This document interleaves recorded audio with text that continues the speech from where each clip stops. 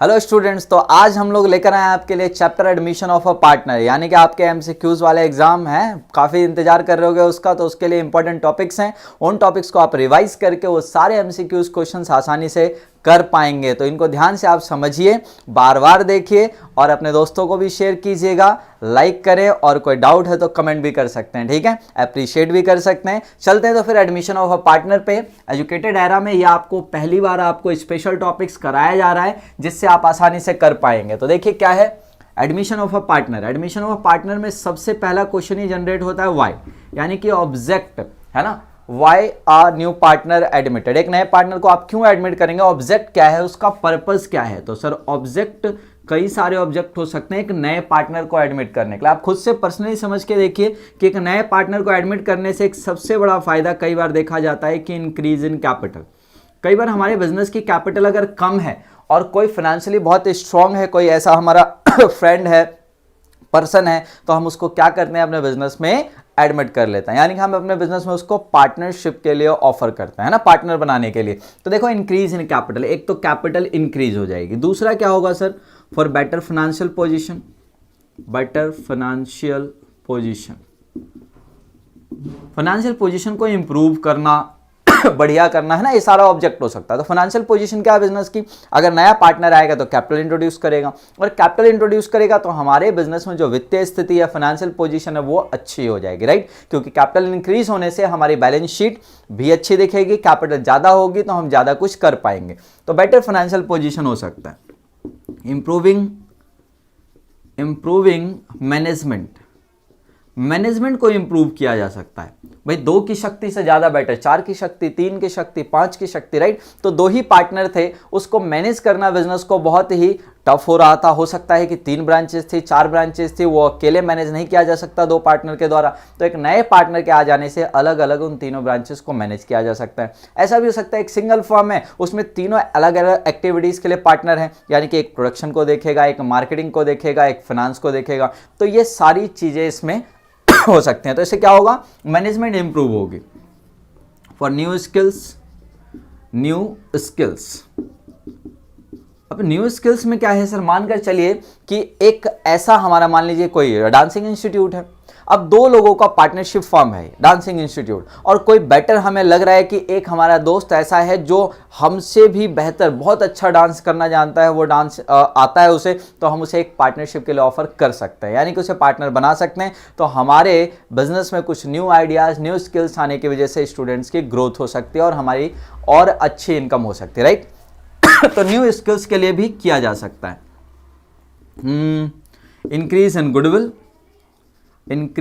इन goodwill, ऐसे बहुत सारे ऑब्जेक्ट हो सकते हैं न्यू पार्टनर को एडमिट करने के लिए। तो गुडविल कैसे, अब मान के चलिए वही डांसिंग इंस्टीट्यूट है, अब मान के चलिए कि कोई ऐसा यूट्यूबर फेमस है या फिर कोई डांस इंडिया डांस है फेमस, एक ऐसा व्यक्ति है जिसको हम अपने पार्टनरशिप में अगर ले लें, अपने डांस इंस्टीट्यूट में बुला लें, तो क्या होगा, उससे हमारे फर्म की गुडविल इंक्रीज होगी। तो उससे हमारी क्या होगा, हमारा ग्रोथ होगा, हमारे बिजनेस का ग्रोथ होगा। तो क्या होगा, हम उसको ज्वाइन करा सकते हैं एज ए न्यू पार्टनर। तो ऐसे कई सारे ऑब्जेक्ट हो सकते हैं जिनको आप ध्यान में रखिएगा, ये पेपर में आपसे पूछा जाएगा। अब ऑब्जेक्टिव एमसीक्यू में कैसे पूछा जाएगा, आपसे पूछा जाएगा कि why we admit a new partner, 4 option आपको दे देंगे, increase in capital, better financial position, improving management, all of this. तो आपको पता है ये सारे ऑब्जेक्ट हैं। कुछ कॉमन सेंस भी आ सकता है, वो ध्यान रखिएगा कि एक नए पार्टनर को एडमिट करने के क्या कुछ फायदे हैं, अगर वो है तो उसे शामिल कर लीजिएगा। देखिए इसके बाद अगर इंपॉर्टेंट टॉपिक की मैं बात करूं तो इसमें आता है कि brought by the new partner, है ना, brought by the new partner business में जब एडमिट होगा तो कुछ तो लाना ही पड़ेगा, उसे कुछ तो कंट्रीब्यूट करना ही पड़ेगा। तो क्या कंट्रीब्यूट करेगा सर, सबसे इंपॉर्टेंट चीज, हिज शेयर ऑफ कैपिटल, अपने हिस्से की पूंजी लेकर आएगा। विदाउट कैपिटल किसी को आप पार्टनर बना सकते हैं, लेकिन वो कॉमनली क्या है, कॉमन ये है कि जब भी किसी को पार्टनर बनाया जाता है तो उसे अपने हिस्से की कैपिटल इंट्रोड्यूस करना होता है बिजनेस के अंदर। हम उसे total capital of the firm बताएंगे और वो अपने शेयर के बराबर, शेयर जैसे वो आया है 1/3 के लिए, 1/4 के लिए, 1/5 के लिए, तो हम क्या करेंगे, उससे उतने कैपिटल लाने को बोलेंगे। तो हिज शेयर ऑफ कैपिटल। दूसरा जो मेन चीज है जो लाना, वो है sir his share of premium for goodwill. अगर हम अपनी बुक्स में गुडविल दिखाते हैं, अगर हमारी फर्म की कोई गुडविल है तो नए पार्टनर को गुडविल का अमाउंट भी लेकर आना होगा, क्योंकि चलते हुए बिजनेस में तो कोई भी पार्टनर बनना चाहता है। अगर हमारी इनकम अच्छी है, बिजनेस अच्छा चल रहा है, तो पार्टनर तो कोई भी बनने के लिए एग्री हो जाएगा। तो हमने जो इतने साल मेहनत की है, उससे जो गुडविल क्रिएट की है, उस गुडविल का अमाउंट भी उसे अपने हिस्से के बराबर लाना होगा। ठीक है, तो दो चीजें ध्यान रखिएगा, his share of capital, his share of premium for goodwill. ठीक है, अगर मैं बात करूं rights of a new partner, एक नए पार्टनर के राइट्स कैसे होंगे, तो अगर कॉमनली बात करूं तो कॉमनली वही कह सकते हैं आप, सेम एज ओल्ड पार्टनर। जैसे ओल्ड पार्टनर्स के राइट है, जितने राइट हैं वैसे ही एक नए पार्टनर को भी राइट मिलता है। बाकी आपके एग्रीमेंट में अगर कुछ डिफरेंट है, यानी कि आप कुछ उसे कम राइट्स दे रहे हैं, तो वो आपका मैटर हो सकता है, वो एग्रीमेंट में आप मेंशन करेंगे। लेकिन जनरली क्या होता है, पुराने पार्टनर्स की तरह ही सेम राइट्स होते हैं। लेकिन अगर साथ में आपके पेपर पॉइंट ऑफ व्यू से बताऊं तो देखिए, यहां पर एक इंपॉर्टेंट चीज है जो आपके एग्जाम में पूछी जाएगी, वो है share in assets and liabilities of firm. Firm की असेट्स और लायबिलिटीज में उसको हिस्सेदारी मिल जाती है। अब ये क्यों मिलती है, इसका रीजन आपके क्वेश्चन में पूछा जाता है कि एक नए पार्टनर को असेट्स और लायबिलिटीज में हिस्सेदारी क्यों मिलती है, किसके बदले में मिलते हैं। ध्यान रखिएगा, हिज शेयर ऑफ कैपिटल, उसने कैपिटल कंट्रीब्यूट किया था, वो कैपिटल लेकर आया था अपने हिस्से की, उसके बदले में उसको बिजनेस की असेट्स और लायबिलिटीज में हिस्सेदारी मिल जाती है। तो ध्यान रखेंगे, जो गुडविल का अमाउंट लेकर आया था उसके बदले में उसे क्या मिलता, तो उसके बदले में मिलता है उसको share in profits, share in profits of the firm for every coming year. हर एक आने वाले साल में उसको क्या मिलेगा, शेयर मिलेगा प्रॉफिट्स में, यानी कि हर साल जितना प्रॉफिट होगा अब उसको भी हिस्सेदारी मिलेगी, 1/3, 1/4, 1/2, जितने के लिए भी नया पार्टनर आया उसको उतना हिस्सा उसको मिलेगा। किसमें, आने वाले ईयर्स में मिलेगा। किसके बदले मिलेगा sir, his share of premium for goodwill. और जो गुडविल का अमाउंट लेकर आया ना, उसके बदले में हर साल उसको प्रॉफिट दिया जाएगा। तो यही क्वेश्चन आपसे पुट होता है जो मैंने आपको बताया है, बहुत ही इंपॉर्टेंट रहेगा, ध्यान रखिएगा इसको। ठीक है, अब यहां पर सर आपने प्रॉफिट एंड लॉसेज नहीं लिखा, अगर लॉसेज होगा तो उसकी हिस्सेदारी, कॉमन सेंस होता है ये कि लॉसेस भी होगा तो वो कॉमनली है कि उसे लॉस भी बियर करना पड़ेगा। ध्यान रखिएगा इन क्वेश्चंस को। अब चलते हैं आगे, इसमें और टॉपिक्स क्या क्या चीजें हैं जिनसे क्वेश्चंस बनते हैं हमारे। तो अब टॉपिक है एडजस्टमेंट्स, यानी कि कुछ चेंजेस तो आएंगे। Adjustments at the time of admission, admission के टाइम पे, अब एडमिशन किसका, आपके स्कूल में एडमिशन की बात नहीं कर रहे हैं ना, और किस में बात कर sir, admission of a partner, right. एक एडमिशन, एक नए पार्टनर के एडमिशन के टाइम पे कौन कौन से एडजस्टमेंट्स होते हैं। एडजस्टमेंट का मतलब चेंजेस से भी है, कौन कौन से चेंजेस, बदलाव कौन कौन से आते हैं। इसी से रिलेटेड देखिए मैंने आपके लिए यहां पर बहुत इंपॉर्टेंट चीज लिखा हुआ है, reconstitution of firm. Admission of a partner किसका एग्जांपल है, रिकॉन्स्टिट्यूशन ऑफ फर्म। इससे पहले एक चैप्टर है change in profit sharing ratio, वो भी किसका एग्जांपल है, रिकॉन्स्टिट्यूशन ऑफ फर्म। इसके बाद एक चैप्टर है जो सेकंड टर्म में आएगा, retirement and death of a partner, वो भी किसका एग्जांपल है, reconstitution of firm. Sir reconstitution का मतलब होता है जहां पर बहुत सारे बदलाव के बाद, बहुत सारे चेंजेस के बाद कुछ नए तरीके से शुरुआत की गई है फिर से फर्म की, वो रिकॉन्स्टिट्यूशन में आ जाता है, यानी कि दोबारा से चीजों को बदलकर नए सिरे से चालू किया गया, रिकॉन्स्टिट्यूशन। तो एडमिशन ऑफ पार्टनर भी किसका एग्जाम्पल है, रिकॉन्स्टिट्यूशन। ध्यान रहेगा, बहुत इंपॉर्टेंट है क्वेश्चन। तो इससे रिलेटेड कोई भी क्वेश्चन आए आप ध्यान रखिएगा, रिकॉन्स्टिट्यूशन वर्ड में एडमिशन ऑफ पार्टनर भी शामिल है, change in profit sharing ratio भी शामिल है, डेथ एंड रिटायरमेंट भी शामिल है। चलिए, तो यहां पर सबसे पहला चेंज क्या आता है नए पार्टनर के आने से, नंबर 1 सबसे पहला चेंज आता है sir, change in profit sharing ratio. सबसे पहले दो पार्टनर अगर मान लीजिए पुराने थे, एक नया पार्टनर आ गया, तो क्या हुआ, प्रॉफिट शेयरिंग रेशियो चेंज हो गया। मतलब जो प्रॉफिट 2 में बंटता था अब वो 3 पार्टनर में बटेगा, 4 में बटेगा, तो क्या होगा sir, profit sharing ratio change हो जाती है, सबसे पहले एडजस्टमेंट। दूसरा है एडजस्टमेंट ऑफ गुडविल। नए पार्टनर के आने की वजह से किसमें एडजस्टमेंट करनी होती है, हमें गुडविल में। याद होगा नए पार्टनर को क्या लाना होता है सर, अपने हिस्से की गुडविल का अमाउंट भी लाना होता है। तो सो दैट यहां गुडविल की भी एडजस्टमेंट होती है।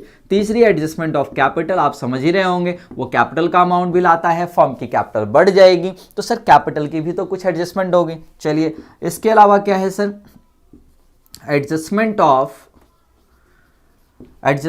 Of accumulated profits and losses। अगर पुराने पार्टनर्स ने कुछ पिछले कई ईयर्स में जोड़ जोड़ के कुछ प्रॉफिट्स को बचा रखा था, कुछ लॉसेज हैं बिजनेस के अंदर, तो क्या करना होगा, नए पार्टनर के आने से पहले उसको बांट लिया जाएगा, चाहे प्रॉफिट हो चाहे लॉस, क्योंकि जो नया पार्टनर है उसको उसमें कोई हिस्सेदारी नहीं दी जाएगी, क्योंकि पुराने पार्टनर्स की मेहनत का नतीजा है, उन्होंने कुछ प्रॉफिट बचा कर रखे थे, कुछ लॉसेज उन्होंने किए थे, वो सब बांटा जाएगा, तो उसकी भी एडजस्टमेंट आपको पहले कर लेनी चाहिए। पांचवी एडजस्टमेंट जो इंपॉर्टेंट रहेगी इसके अंदर वो है sir revaluation of assets and reassessment of liabilities. Revaluation of assets and reassessment of liabilities, wording different है लेकिन मीनिंग सेम है। इसका मतलब होता है कि उसको रीवैल्यूड करना, यानी कि नए वैल्यू पर लेकर आना, जितनी भी असेट्स और लायबिलिटीज है बिजनेस की उन सबको रिवैल्यूड करना। सर क्यों कर रहे हैं ये काम, क्योंकि नया पार्टनर आ रहा है, वो क्या लेकर आया था, कैपिटल का अमाउंट लाया था, कैपिटल का अमाउंट लाने के बाद उसको किस में हिस्सेदारी मिली थी, assets and liabilities of the firm. तो हमारी जिम्मेदारी बनती है ना कि सारी असेट्स और लायबिलिटीज एक्यूरेट वैल्यू पर हम दिखाएं, तो उसको रिवैल्यूड करेंगे, दोबारा से चेक करेंगे, उसको ठीक करेंगे, हम समझ आ गया। तो ये भी एडजस्टमेंट, ये कुछ एडजस्टमेंट है जो एडजस्टमेंट कब की जाती है, admission at the time of admission, और ये कॉमन भी है। जो अलग अलग चैप्टर्स है ना, change in profit sharing ratio, आगे रिटायरमेंट डेथ सेकंड टर्म में, उन सब में भी इनमें से कई सारी एडजस्टमेंट्स की जाती हैं, राइट। तो फिर ध्यान रखिएगा इन सारी एडजस्टमेंट को हम किस टाइम पे करते हैं, रिकॉन्स्टिट्यूशन ऑफ फर्म के टाइम पे, खासकर मैं आपको पढ़ा रहा हूं एडमिशन ऑफ अ पार्टनर। तो चलते हैं आगे, इसमें किस तरीके से एडजस्टमेंट की जाएंगे वो इंपॉर्टेंट रहेगा। मैं पहला टॉपिक आपके सामने लूंगा, change in profit sharing ratio, इससे काफी क्वेश्चंस बनेंगे। इसके अलावा अगर मैं बात करूं आपके पेपर में क्वेश्चंस की, तो गुडविल का क्वेश्चन भी होगा, रिवॉल्यूशन का क्वेश्चन भी आएगा, एक्यूमुलेटेड प्रॉफिट लॉसेस। तो सारे ही टॉपिक जितने भी एडजस्टमेंट है उन्हीं के टॉपिक्स हैं, और उन्हीं टॉपिक्स के हिसाब से हम आपको टॉपिक वाइज यहां पर पढ़ाकर आपका फिनिश करेंगे। तो टॉपिक है हमारे पास change in profit sharing ratio, profit sharing ratio, change in profit sharing ratio. तो प्रॉफिट शेयरिंग रेशियो चेंज हो जाती है। अब यहां पर आपके पेपर में जो इंपॉर्टेंट रहेगा, calculation of new ratio, new profit sharing ratio. एक तो न्यू प्रॉफिट शेयरिंग रेशियो निकालना आएगा आपके में, और आएगा दूसरी कैलकुलेशन जो आपके पास आएगी, कैलकुलेशन ऑफ सैक्रिफाइजिंग रेशियो। समझ आ गया। तो सैक्रिफाइजिंग रेशियो और न्यू प्रॉफिट शेयरिंग रेशियो, ये बहुत इंपॉर्टेंट टॉपिक आपके पेपर में रहेगा। अब इसके कई केसेस आप लोगों ने सीखे होंगे, अगर आपने रिवाइज कर लिया है और रिवाइज कर रहे हैं, आपने पहले पढ़ा हुआ है, तो इन चीजों को हम आपको रिवीजन पोर्शन से करा ही रहे ताकि आपका फटाफट क्लियर हो जाए और कैसे इंपॉर्टेंट क्वेश्चन बनेंगे।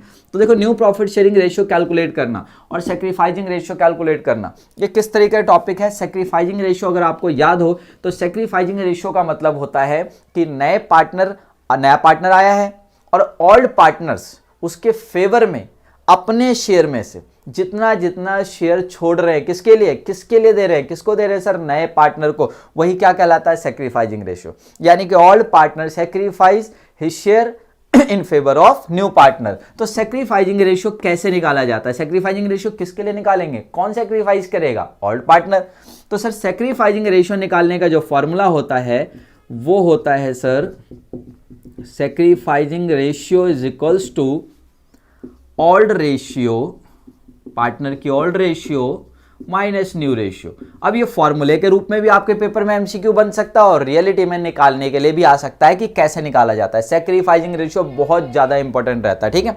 अब यहां पर एक इंपॉर्टेंट टॉपिक और आपको बता देता हूं, अगर आप सैक्रिफाइजिंग रेशियो निकाल रहे हैं, क्या निकाल रहे हैं, सैक्रिफाइजिंग रेशियो, कैसे निकाल रहे हैं, old ratio minus new ratio.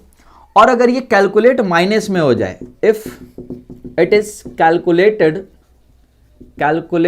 इन माइनस, यानी कि नेगेटिव, अगर नेगेटिव में इसका आंसर आता, माइनस में आंसर आता है, देन कॉल्ड गेनिंग, उसे गेनिंग पार्टनर कहेंगे, यानी कि गेनिंग रेशियो वो हो जाता है। समझ आ गया, ध्यान रखिएगा, वो गेनिंग पार्टनर कहलाएगा। तो अगर आंसर सैक्रिफाइजिंग रेशियो कैलकुलेट करे और आंसर इसका माइनस में आ जाए तो समझ जाइए वो गेनिंग। अब गेनिंग क्या होता है, यानी कि उसने सैक्रिफाइस नहीं किया, उल्टा उसका शेयर बढ़ और गया है, ठीक है। तो इसका मतलब ये होता है, सैक्रिफाइजिंग रेशियो बहुत इंपॉर्टेंट रहेगा। न्यू रेशियो की अगर मैं बात करूं तो देखो कुछ फॉर्मूले यहां से भी कंप्लीट होते हैं। अगर आपके पास ओल्ड रेशियो है, सैक्रिफाइसिंग रेशियो है, तो न्यू रेशियो भी आप कैलकुलेट कर सकते हैं ना। तो न्यू रेशियो कैलकुलेट करने के लिए जनरली होता क्या है सर, देखिए आपके पास अगर न्यू रेशियो कैलकुलेट करना है तो ओल्ड रेशियो जितनी है उसमें से आपको सैक्रिफाइसिंग रेशियो माइनस करना पड़ेगा। सही है। अब इसके मैं कुछ इंपॉर्टेंट केसेस बताऊंगा जो आपके एग्जाम में आते हैं और उससे रिलेटेड क्वेश्चंस आप जरूर कर लीजिएगा, ठीक है। मैं आपको इसमें क्लियर करा देता हूं। इसके साथ ही देखिए केस 1 आपको कुछ इस तरीके से आता था।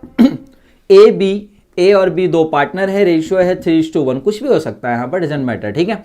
एक सी नया पार्टनर आया 1/4 शेयर के लिए, 1/4 शेयर के लिए। अब आपसे कहा जाता है कि इसमें सैक्रिफाइसिंग रेशियो निकालो। कभी भी ऐसा कोई क्वेश्चन आए, पार्टनर है मान लीजिए बी और सी दो पार्टनर है, बी सी डी तीन पार्टनर है मान लीजिए, रेशियो है 5:3:2, कुछ भी हो सकता है। एक नया पार्टनर ज्वाइन हुआ ई फॉर 1/4 शेयर, समझ आ गया।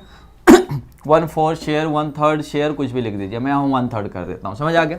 तो देखिए कुछ भी हो, अगर इसमें बोला जाता है कि सैक्रिफाइसिंग रेशियो, तो सैक्रिफाइसिंग रेशियो ए और बी की इज सेम एज ओल्ड, यही इसमें ट्रिक है, ठीक है।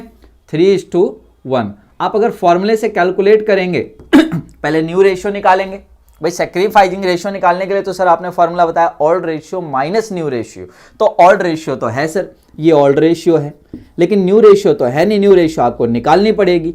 तो वो आप वैसे भी करेंगे तो आपका आंसर यही आएगा सैक्रिफाइसिंग रेशियो का 3:1। यानी कि ये पहला केस होता है जहां पर सिर्फ इतना ही क्वेश्चन हो आप यहां पर क्या करेंगे, ओल्ड रेशियो को क्या बता देंगे, सैक्रिफाइसिंग रेशियो। सेम है जिसमें जो सैक्रिफाइसिंग रेशियो होगा सर वो क्या होगा, बी सी डी के बीच में वही 5:3:2। तो ये ध्यान रखिएगा, इंपॉर्टेंट पार्ट रहेगा, ठीक है।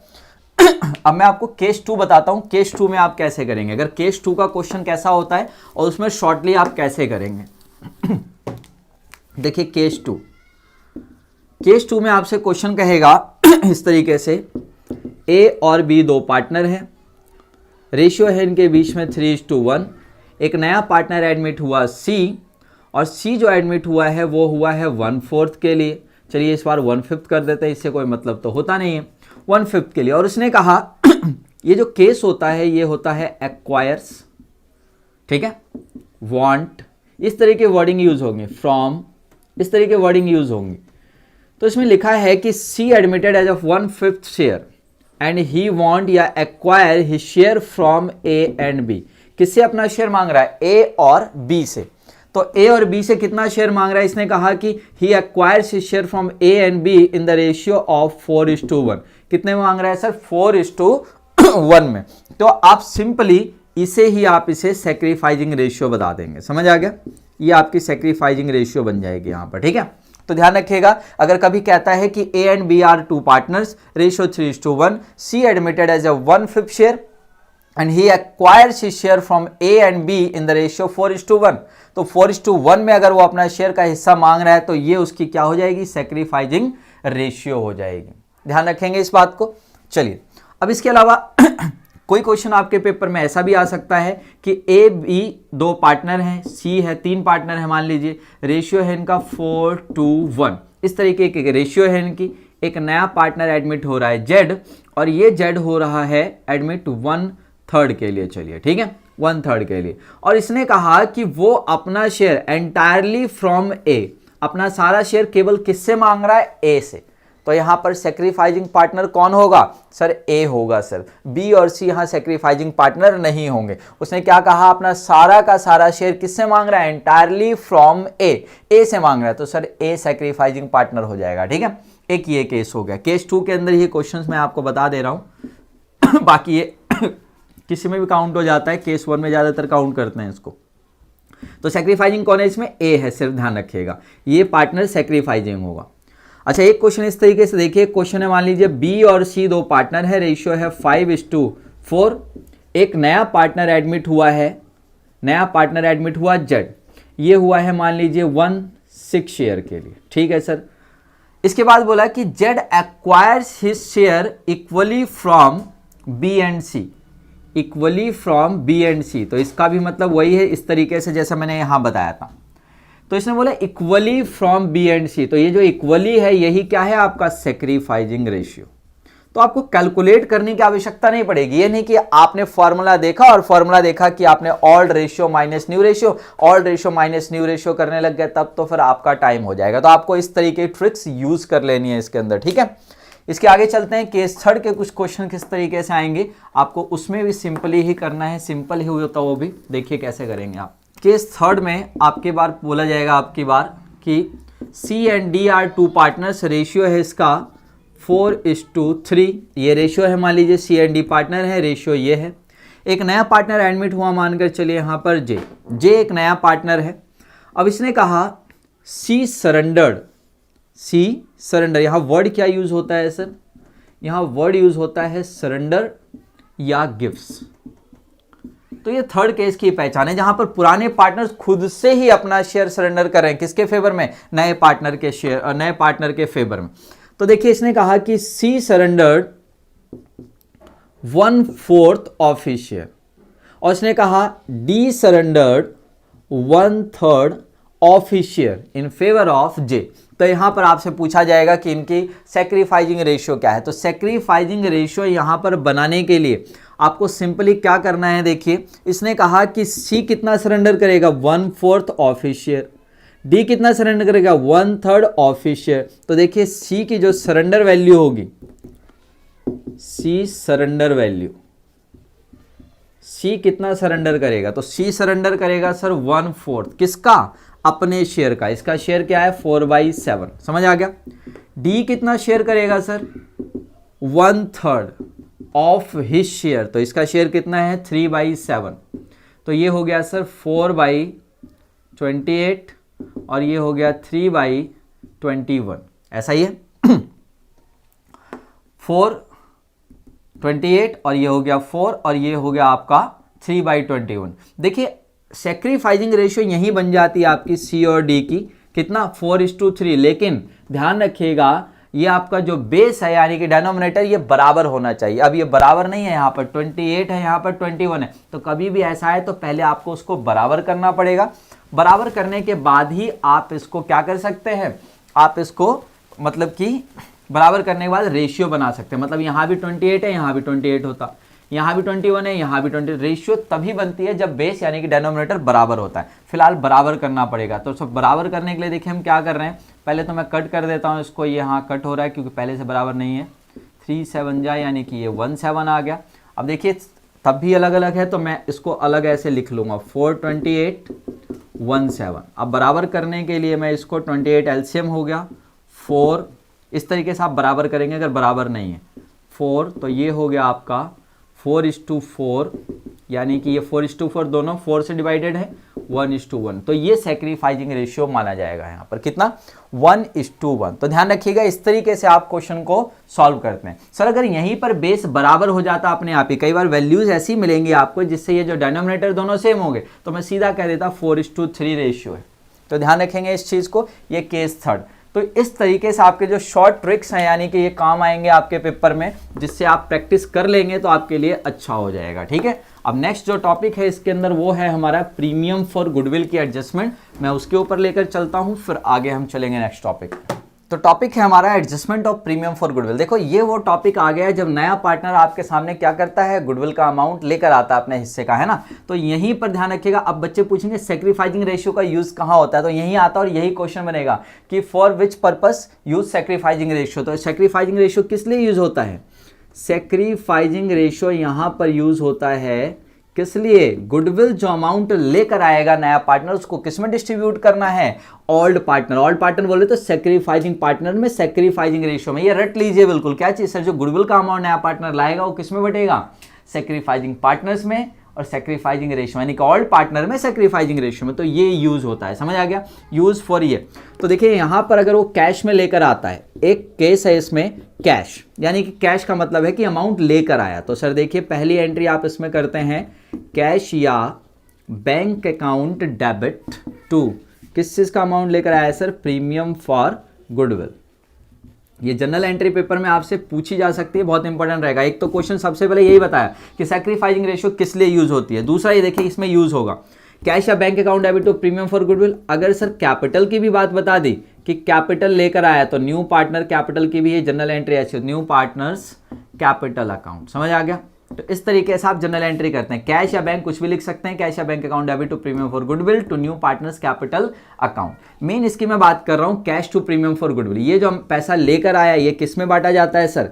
ये बांटा जाता है premium for goodwill account debit to sacrificing partners capital और करंट अकाउंट। तो देखिए कैपिटल या करंट किसी में भी बांटा जा सकता है, डिपेंड करता है कि उस कैपिटल, याद कीजिए फिक्स्ड कैपिटल है या फ्लक्चुएटिंग कैपिटल है चैप्टर नंबर 1 के हिसाब से, ठीक है।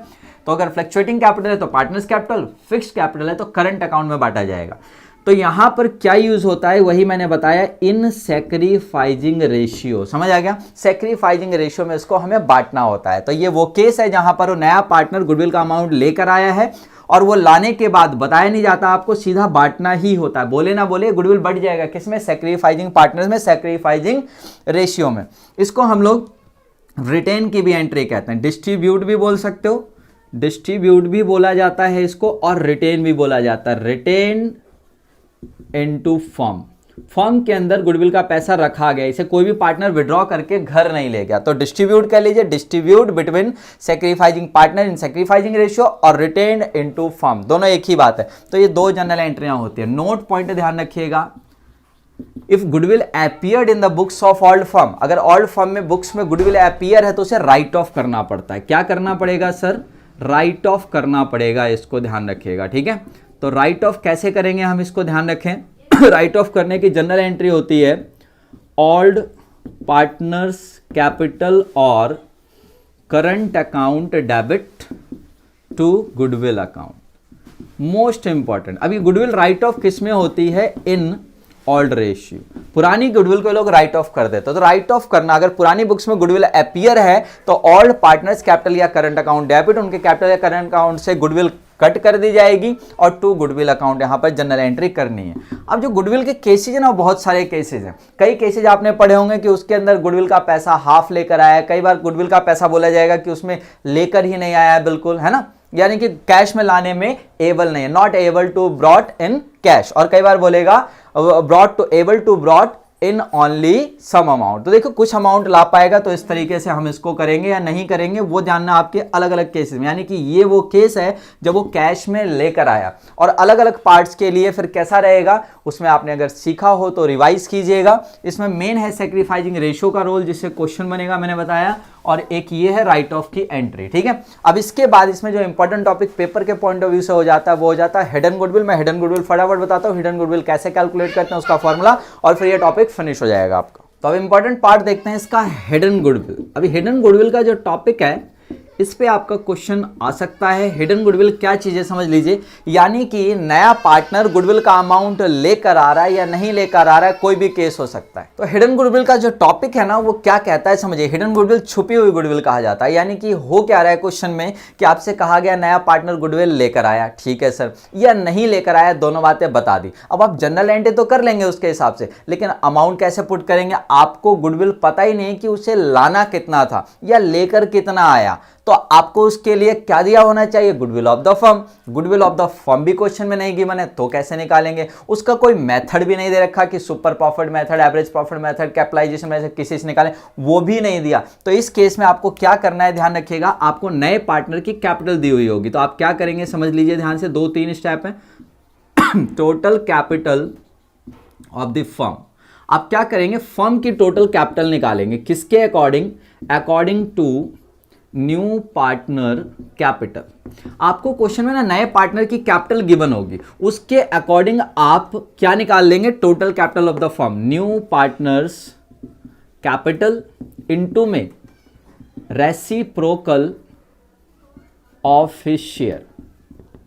सही है। जैसे मान लीजिए नया पार्टनर कैपिटल लेकर आया है 1 लाख रुपए, ठीक है सर, 1 लाख रुपए लिख दिया, उसका शेयर था 1/5 को रेसिप्रोकल कर दीजिए, यानी कि 5/1 कर दीजिए। तो इससे क्या निकल के आ जाएगा? आपका total capital of the firm निकल के आ जाएगा। Total capital of the firm निकालने के बाद आप क्या करेंगे? दूसरे स्टेप में actual total capital of the firm निकालेंगे, फर्म की एक्चुअल टोटल कैपिटल निकालेंगे। तो देखिए एक्चुअल टोटल यानी कि अभी प्रेजेंट में कितनी कैपिटल है फर्म की, तो देखिए वो कैसे निकालते हैं, ध्यान रखिएगा।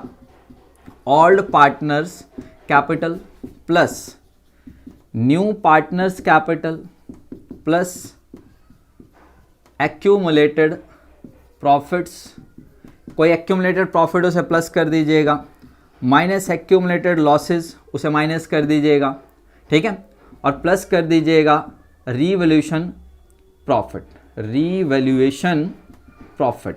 अगर रीवैल्यूएशन का प्रॉफिट है तो प्लस कर देंगे, रीवैल्यूएशन का लॉस है तो आप माइनस कर देंगे। तो देखिए इतना करने से आपका क्या आ जाएगा, actual total capital of the firm. बस आपको क्या करना है, ये दो स्टेप जैसे ही कंप्लीट होते हैं, तीसरे स्टेप में आप गुडविल ऑफ द फर्म निकाल सकते हैं। Goodwill of the firm is equals to, ये फर्स्ट स्टेप है, ये सेकंड स्टेप है, तो फर्स्ट माइनस सेकंड आप करेंगे, क्या निकल जाएगा, गुडविल ऑफ द फर्म, और इससे आप नए पार्टनर का गुडविल निकाल देंगे। जैसे नया पार्टनर आया 1/5 के लिए, तो गुडविल ऑफ द फर्म आ गई, मान लीजिए यहाँ 5 लाख रुपए, तो 5 लाख का 1/5 कितना हुआ सर, 1 लाख रुपए, यानी कि वो 1 लाख रुपए उसे लेकर आना था। समझ आ गया। तो गुडविल ऑफ द फर्म इस तरीके से आपको कैलकुलेट कर लेना है। इसी तरीके से आगे के जो कुछ टॉपिक्स हैं इसी चैप्टर के, क्योंकि टॉपिक्स ज्यादा है इस चैप्टर में, बड़ा है, तो रिवीजन के लिए नेक्स्ट पार्ट इसका देखिएगा, पार्ट 2। ओके, फिर मिलेंगे, बेस्ट ऑफ लक।